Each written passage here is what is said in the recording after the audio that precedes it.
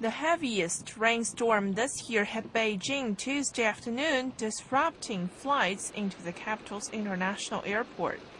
By 8 p.m., rainfall reached 24.8 millimeters, causing 32 flights to be cancelled and more than 100 flights delayed. Road traffic was also blocked in several areas on 3 of the city's major rain roads. Meanwhile, a rain-triggered mudslide blocked a river and even formed a lake in southwest China's Sichuan province,